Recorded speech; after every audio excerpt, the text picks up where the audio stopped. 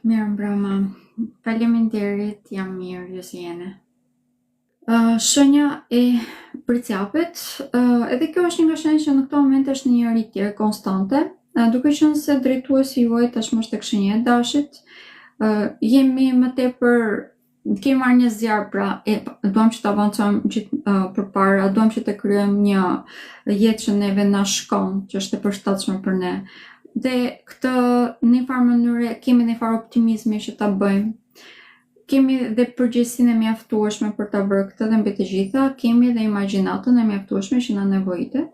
Prandaj dhe përgjegjësia, imagjinata edhe aftësia, kur bashkohen së bashku, krijojnë një individ i cili është vërtet shumë i suksesshëm në këtë moment, për këtë arsye shenja e përcjapit është shumë i suksesshëm.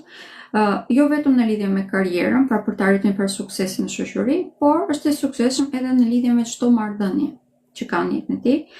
Kjo hënë e re në të vërtet për ju do më thënë një mënyrë e re komunikimi, një mënyrë e re se si i përqaseni botës, se si lejoni njerëzit në të njëjtën kohë të t'ju afrohen dhe të komunikojnë me ju. Farë kësaj, kemi dhe aftësinë që ta përdorim këtë komunikim për të shëruar plagët aty ku ne kemi krijuar të shkuarën, ose për të krijuar lidhje shumë të shëndetshme.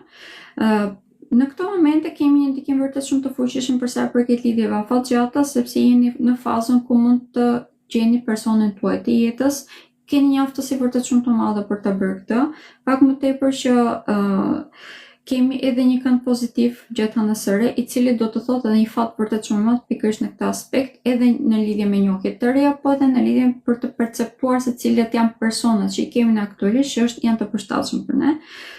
Në përgjithësi janë në lidhje me martesat, por mund të thotë edhe partneritete biznesit, të cilat na sjellin të ardhur materiale vërtet shumë të mira. Duke qenë se në këto momente shenja e përcjapit vërtet që ka një rritje kolosale. Pothuajse në çdo aspekt, mjafton që të mundoni që të bëni gjërat një nga një në mënyrë që të mos humbisni kohë, duke munduar që të bëni gjitha gjërat njëherë, sepse ashtu vërtet që gjithmonë humbasim kohë. Faleminderit.